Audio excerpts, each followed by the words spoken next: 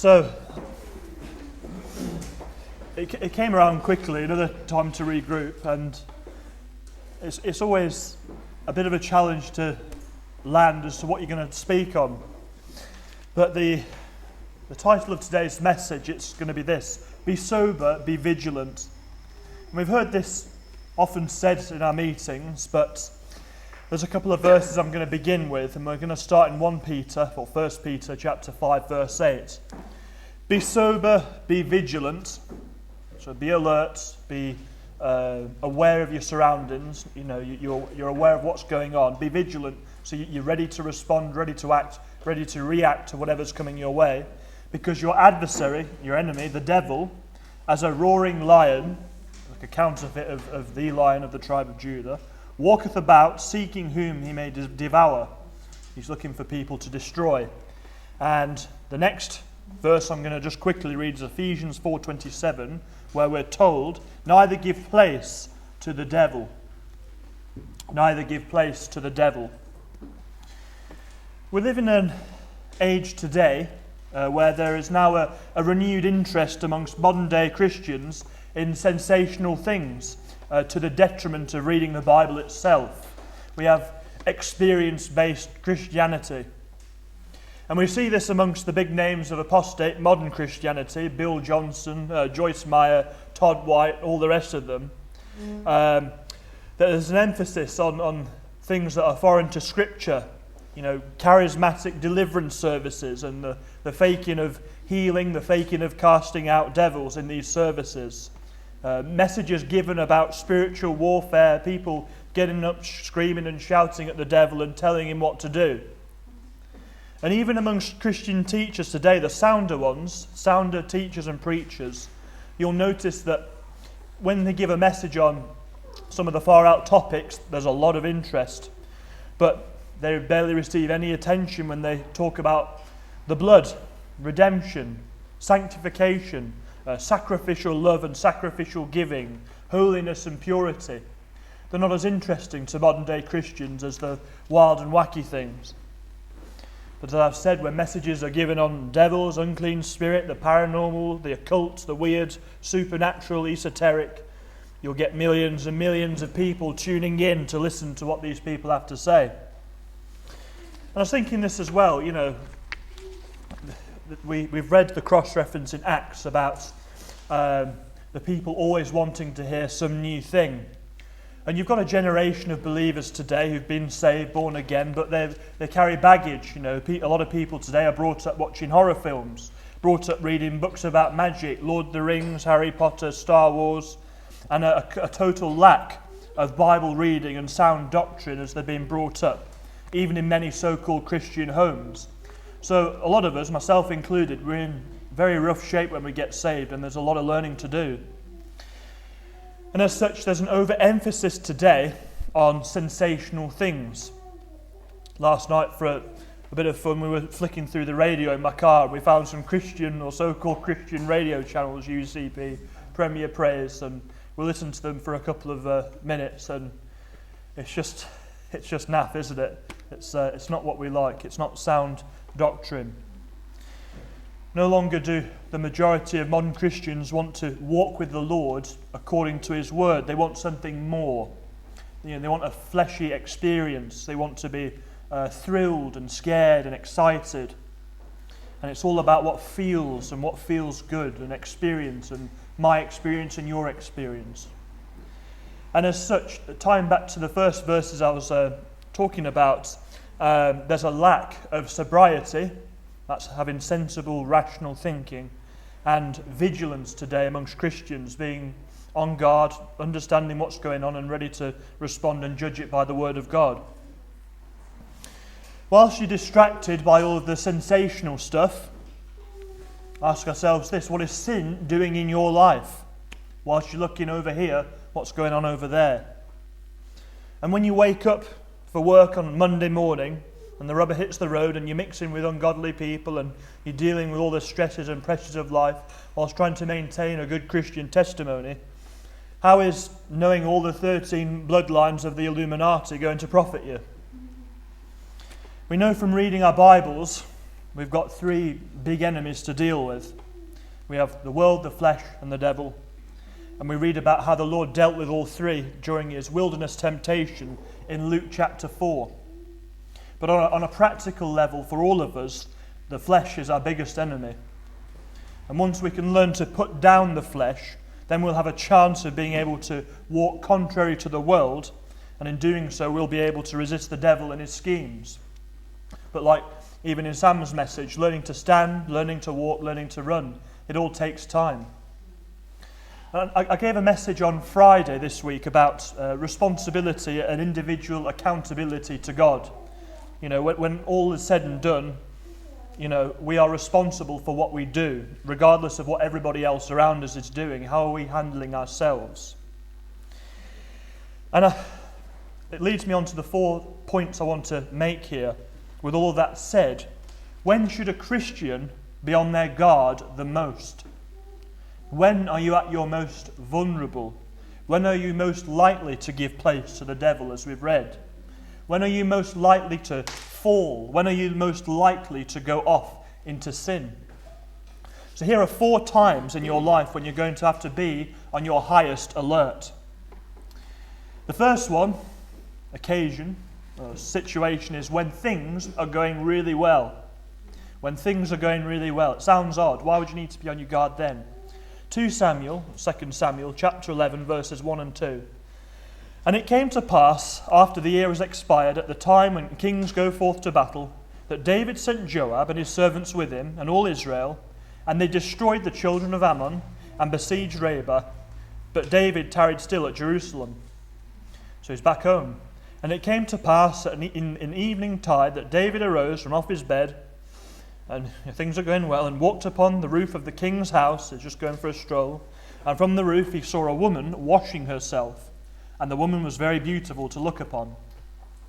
And we know what's going to happen next.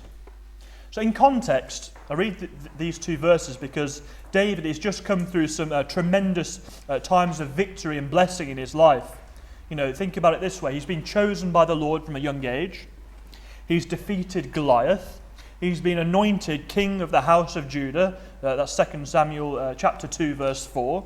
He's been promoted once again. He's now anointed the king of Israel in 2 Samuel chapter 5. The Ark of the Covenant has been brought to Jerusalem. That's 2 Samuel chapter 6. He's defeated the Philistines, the children of Ammon, and the Syrians.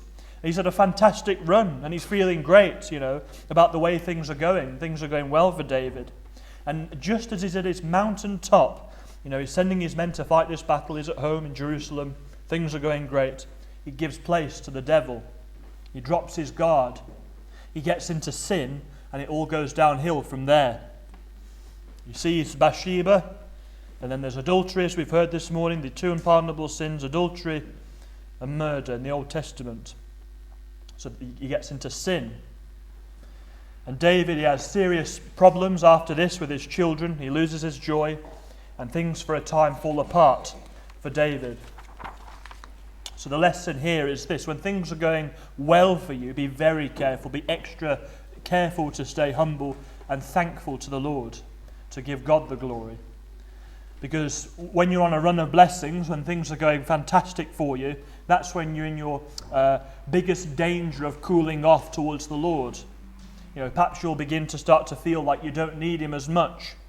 Even George Mueller was frightened of this in his 90s, of cooling off. You know, perhaps you start to think that you're getting blessed because you deserve it, that you're a real big shot. You know, perhaps you're starting to take credit for what God has done in your life. You're on very dangerous ground there. Jeremiah chapter 9 verse 23 says this: Thus saith the Lord, let not the wise man glory in his wisdom, neither let the mighty man glory in his might, let not the rich man glory in his riches. Wisdom, you know, intelligence, might, strength, and riches. You know, Samson, he had his strength. Herod, he could speak well, couldn't he? And Peter, he was very sure of himself and his loyalty to the Lord before the crucifixion. And these men all started to get self-confident before a fall. So to stay humble and stay vigilant. You know, it's all too easy to get into trouble when things are going very well for you. It's all too easy to drop your guard. The second occasion when you need to be as vigilant as possible is when you're tired and weary. When you're tired and weary. Matthew 26, verses 40 to 41. And he cometh unto the disciples, and findeth them asleep, and saith unto Peter, What? Could you not watch with me 1 hour? The Lord speaking. Watch and pray that ye enter not into temptation. The spirit indeed is willing, but the flesh is weak. So the Lord here in context is going through absolute agony as a man. He knows that he's about to bear the sin of the world, and he knows that he's about to be betrayed, that the scriptures are going to get fulfilled. And Peter is fast asleep. Verse 42, Matthew 26. He went away again the second time and prayed, saying, O my Father, if this cup may not pass away from me, except I drink it, thy will be done. And he came and found them asleep again, for their eyes were heavy. And he left them and went away again, and prayed the third time, saying the words. Then cometh he to his disciples, and saith unto them, Sleep on now, and take your rest. Behold, the hour is at hand, and the Son of Man is betrayed into the hands of sinners. When you give in to the flesh, you'll neglect the things of the Spirit. We've heard this morning about us being tripartite beings, and at present we are 2/3 redeemed. Your soul and spirit are saved and cut away from your flesh with the operation made without hands. But your flesh is your old man. He is just as rotten as he ever was, and he's going to fight you all the way when it comes to spiritual things. You know, that the flesh will tell you that it's too tired to pray, too tired to read the Bible, too tired to get some tracts out, too tired for ministry, too tired to help somebody out. And soon enough, by giving in to the flesh, you'll have given place to the devil, and you'll end up outside of the will of God. You're going to have to fight back, because the flesh wants to drag you down every single time. So that's the second time you need to be your most vigilant, when you're tired and weary. The third situation is when you're too busy with the wrong things, when you're distracted. Luke 38 to 41. Now it came to pass as they went, that he entered into a certain village, and a certain woman named Martha received him into her house. And she had a sister called Mary, which also sat at Jesus' feet and heard his word. But Martha was cumbered about much serving, and came to him and said, Lord, dost thou not care that my sister hath left me to serve alone? Bid her therefore that she help me. And Jesus answered and said unto her, Martha, Martha, thou art careful and troubled about many things, and so are we at times. But one thing is needful, and Mary hath chosen that good part, which shall not be taken away from her. So Martha meant well, and we all ought to be busy for the Lord, particularly today. The Bible tells us to be not slothful in business. But she missed out on fellowship with the Lord because her priorities were not quite right. I was thinking about this, how much fellowship do we miss out on with the Lord and with his people when we're too busy with things of little profits, work, just too much work. We all have to work, but some people live for it, don't they? Or sport or entertainment, YouTube, TV. Things have their place, but when they take the emphasis, you need to assess what's important in life. What occupies your time? How do you spend your days? And how much of that time is spent doing profitable things? So be careful when you're too busy with the wrong things, when the emphasis on things of little importance, that's when you're going to neglect the spiritual things, and before long you'll be drifting and perhaps backsliding once again. We've got to examine ourselves all the time, and if anything needs to go, it needs to go. You need to trim the fat at times. 2 Corinthians 2:11 says this, lest Satan should get an advantage of us, for we are not ignorant of his devices. I was thinking this, when you're busy, perhaps in the wrong things, looking in one direction, you're open for an ambush. You're neglecting certain parts of your life. At times you'll be attacked when you expect it the least. Something bizarre happened to me the other week. I was we're at Sainsbury's car park, and we were just pulling up, and we were going to grab some shopping, I believe, for time to regroup. And as soon as I pulled up, a guy was on me straight away, and he was asking for money right away. And he came out with this story, and it took me totally off guard. So without even thinking, I looked at him, I thought, he looked sincere, all right, I'll give him some money. And then a couple of weeks later, in the local newspaper, Kidderminster Shuttle, I saw a picture in there, and it looked very familiar. And he said, if this guy approaches you for money, call the police. He's a scammer.